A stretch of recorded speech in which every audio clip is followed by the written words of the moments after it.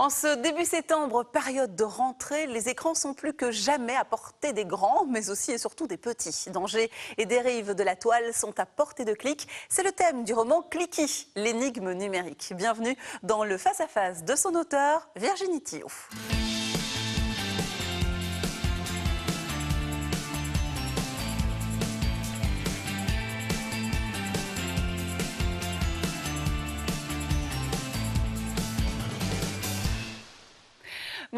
Bonjour à tous. Je suis ravie de vous retrouver pour ce nouveau numéro du Face à Face. Bonjour Virginie, merci d'avoir accepté cette invitation. Bonjour, merci à vous pour l'invitation. Clicky est sorti aux éditions Double Jeu, Care Édition. C'est l'histoire de Félix, un petit garçon qui adopte un petit peu malgré lui, il faut bien le dire, un nouvel animal de compagnie, on va l'appeler comme ça.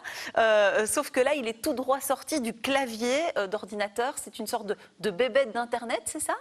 Alors, c'est une bébête d'Internet. Alors oui, je le présenterai plutôt comme l'entrée fracassante d'une petite donnée personnelle. En fait, Clicky, je l'ai conçu comme étant une petite donnée personnelle d'Internet qui, un soir d'orage, est éjectée du réseau et atterrit au plus près de l'intimité de ce petit garçon. Dans son lit. Dans son lit. Et ce qui est assez extraordinaire, c'est que Félix ne panique pas. Voilà, pour lui, tout ce qui vient d'Internet est presque normal.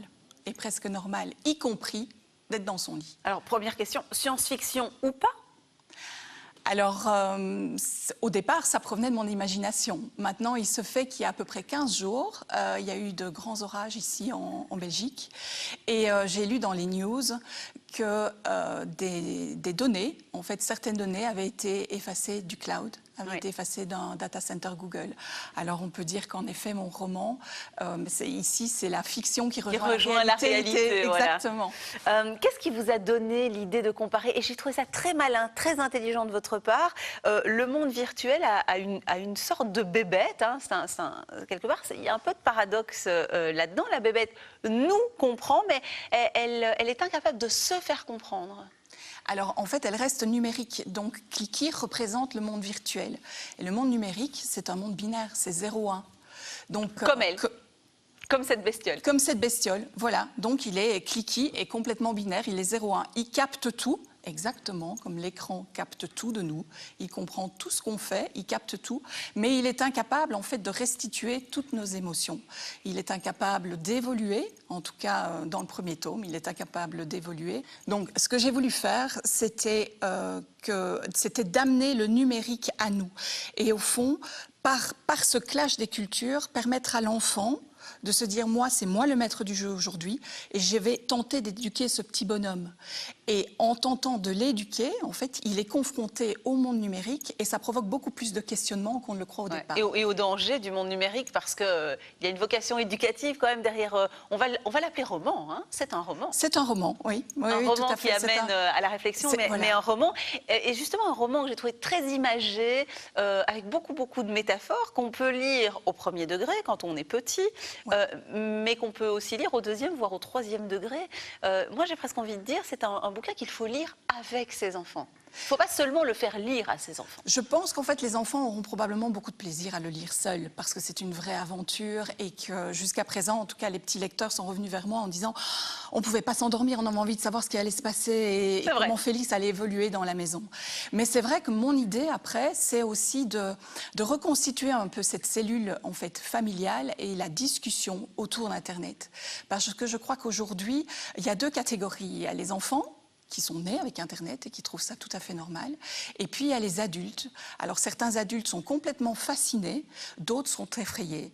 Et moi, j'ai envie de dire qu'Internet, c'est bourré de choses positives, que d'abord, c'est notre nouveau monde, c'est le monde dans lequel on vit aujourd'hui, et que, entre guillemets, on n'a pas le choix, il faut tous s'y adapter. Mais en même temps, on se retrouve en fait dans une situation où, pour la première fois dans l'histoire de l'humanité, ce sont nos enfants qui, peut-être, ont l'air d'en connaître plus que nous et se sentent plus à l'aise dans ce monde-là. Oui, je vous confirme. Oui. Voilà. D'ailleurs, vous utilisez un comparatif qui est très intelligent sur la grande ville. La grande ville qui, elle aussi, offre un tas de possibilités, mais qui peut être très dangereuse. C'est vrai qu'Internet, quelque part, c'est comme une grande ville. Oui, mais d'abord c'est le monde. C'est une ville du monde entier. Et c'est vrai que Félix, à un moment donné, regrette un peu dans le roman qu'au fond son papa et sa maman ne prennent pas assez de temps pour lui, pour venir à côté de lui sur l'écran et s'intéresser à ce qu'il fait. Et je pense qu'aujourd'hui, il est vraiment primordial pour les parents d'accompagner les enfants, de prendre du temps. Alors je sais que le temps est une denrée rare. C'est un luxe aujourd'hui. C'est un luxe aujourd'hui, mais ça vaut franchement la peine de prendre le temps de voir ce que les enfants font sur Internet et de les accompagner. Et je donne toujours l'image, en effet, d'une grande ville. C'est un peu comme si un petit garçon de la province, on l'amène sur la grande place de Bruxelles, il ne connaît pas cette ville, et puis on lui dit, ben voilà, on te laisse te promener ici pendant 3 heures, puis on vient te rechercher à 18 heures. C'est exactement la même chose. C'est pas possible, et c'est exactement la même chose. Vous êtes venu accompagné de nuages. Alors, ils sont très jolis, très sympas. Oui. Voilà. Alors, pourquoi les nuages? Ils font partie intégrante de l'histoire, hein. Ils font partie, oui, ils font partie, mais ce sont les nuages de Cliquis. Alors ici, c'est un qu'on m'a offert au début de mon projet. Et puis ici, c'est celui que ma fille a réalisé. Et à l'instar, en fait, d'autres enfants dans les classes qui peuvent le réaliser. Parce que Cliquis, c'est un roman, c'est une fiction à lire seul ou en famille. Je pense qu'en effet, les parents vont trouver pas mal de clés, où vont pouvoir en effet se questionner beaucoup par rapport à Internet, en tout cas, oui. Voilà. Mais en même temps, en fait, j'ai écrit ce roman aussi pour qu'il soit facilement utilisable à l'école, voilà, par des enseignants. Donc chaque chapitre, en fait, est une symbolique d'Internet, comme on vient d'en parler. Alors, attenant à ce roman, en fait, il existe un dossier pédagogique qui est sur le site www.cliquis.eu. Il est téléchargeable gratuitement et il va aider les enseignants, en fait, à avoir, et les parents, qui peuvent le télécharger aussi, avoir les clés de lecture, voilà, avoir les clés de lecture par rapport à ce que j'ai voulu dire sous la fable. Et donc, en plus... Et donc, je pense que le roman va être utilisé dans les classes, hein. Il y a un projet en cours. Alors oui, il y a un projet. Ça, c'est la toute bonne nouvelle, quand même. Oui, exactement. Donc, on m'a fait confiance très vite. Et c'est vrai que l'Athénée royal de Saint-Georges-sur-Meuse est la première à bénéficier. Alors, je n'oublie pas non plus l'école Test, qui était l'école de mes enfants, puisqu'avant de trouver un éditeur, en fait, j'ai testé, entre guillemets, ma bébête dans une classe. Puis quand je me suis rendu compte que ça marchait bien, je me suis dit, bon, voilà, il faut continuer l'aventure. Oui, vous aviez des éléments un éditeur à proposer. On peut sensibiliser les enfants, c'est une chose, et puis il faut trouver des moyens concrets aussi pour les protéger. Qu'est-ce qu'on peut proposer aujourd'hui aux adultes qui ne s'y connaissent pas toujours, finalement ? Alors, je pense qu'en fait, pour le moment, il y a énormément de sites qui peuvent les aider, justement, de sites Internet. Il y a notamment Child Focus, qui est un site Internet avec pas mal d'informations sur Internet. Et je pense que les parents devraient peut-être se pencher sur ce genre de site. Il y a e-enfance en France aussi, qui a pas mal de petits conseils. Et moi, je dirais que le premier conseil, c'est de parler, de communiquer avec ses enfants autour des écrans. Et pas nécessairement de dire « mais qu'est-ce que tu fais encore derrière l'écran ?» Essayer de comprendre leur démarche. Vraiment s'y intéresser. Voilà, se mettre un petit peu dans leur tête. Se mettre dans leur tête et partager du temps avec eux. Prochaine séquence, c'est l'humeur de l'invité.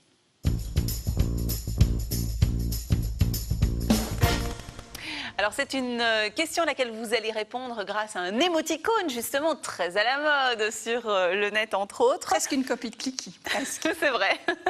Que répondriez-vous aux enfants qui estiment que Internet, quoi qu'on en dise, c'est purement et simplement génial et qu'ils ne voient pas ce qu'un adulte, qui souvent s'y connaît moins bien qu'eux, va pouvoir leur apporter? Alors, donc, je dois choisir... Oui. C'est marrant, il n'y a pas un petit clin d'œil, hein, parce que j'aurais envie de... Mais vous pourriez le grand sourire. On va prendre le grand sourire. Et on y ajoute un clin d'œil. Je vais leur dire qu'ils ont raison, qu'Internet, c'est génial, c'est fantastique, et que je pense exactement comme eux. Mais Internet, c'est bien plus que des plateformes de consommation. Et jusqu'à présent, les enfants, en fait, ils consomment beaucoup. Voilà, ils consomment beaucoup d'applications, alors qu'il y a des tas d'activités créatives. Donc, je leur dirais, ne soyez pas que des consommateurs d'Internet, soyez des consommateurs. Voilà, j'aime bien cette idée d'être auteur. Beau me valise, hein, j'aime bien. Consommateur. Consommateur. Oui. La prochaine question vient du salon, c'est vous qui l'avez posée au travers de notre page Facebook. Et cette question, la voici. Est-ce que malheureusement, nous ne serons pas tous, un jour ou l'autre, finalement, victimes d'Internet? Est-ce qu'il n'y a pas quelque part, là, un constat inéluctable où on se dit, un jour ou l'autre, on va tous se faire avoir? Moi, je pense d'abord que nous faisons tous partie d'Internet. Il ne faut pas oublier que c'est nous qui avons créé ce monde-là. Voilà, nous l'avons créé, ce monde. Et je dirais que justement, en se questionnant sur qu'est-ce qu'Internet, quelle est son économie, à partir du moment où on s'intéresse à la machine Internet, eh bien, on en reste le maître et on n'en devient pas l'outil. Mais voilà.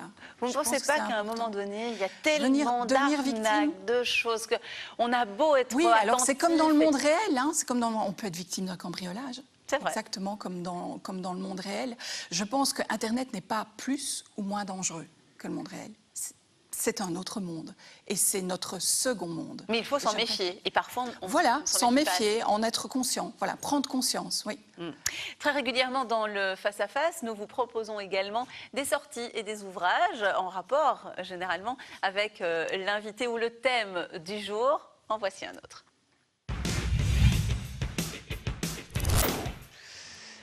Et justement, dans la rubrique « Ça vient de sortir », je vous propose de découvrir cet ouvrage « Que se passe-t-il dans la tête de votre enfant ?» signé Alain Soto. Et il est paraphrasé en disant « Mieux connaître votre enfant pour l'aider à s'épanouir ». Ça rejoint un petit peu ce que vous disiez. Hein ? Oui, oui, ça rejoint tout à fait ce que je dis. C'est vraiment prendre du temps, comprendre ce qui intéresse nos jeunes et en même temps leur montrer ce qui nous intéressait, nous, avant eux. Et vraiment retisser, moi je dirais, c'est retisser cette triangulation parents, enfants et grands-parents. Oui, Cliqui, c'est fait aussi les pour les grands-parents. Et les mamies sont ultra connectés, parfois même plus que leurs enfants. Oui, voilà. Pas forcément leurs petits-enfants, mais parfois autant, et puis ils partent très vite aussi. Voilà, là, il y a une grand-mère, la grand-mère de Félix, par exemple. Qui se fait avoir, d'ailleurs. Hein, qui se fait avoir, exactement. Qui se fait avoir très vite, oui. Alors, on se quitte avec la désormais traditionnelle question de fin du face-à-face. Quelle est la chose que vous n'auriez jamais avouée au cours de cet entretien? Qu'est-ce que je n'aurais jamais avoué? Que Cliqui hante mes nuits. Que Cliqui hante mes nuits depuis près d'un an, au moins. Et je pense que ça ne va pas s'arrêter. Non, il ne me laisse pas dormir. Il ne me laisse pas dormir. Bon.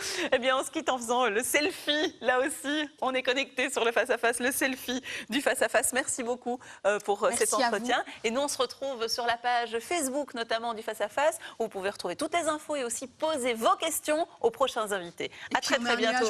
Mais oui, allez, hop, c'est parti. Hop, comme ça.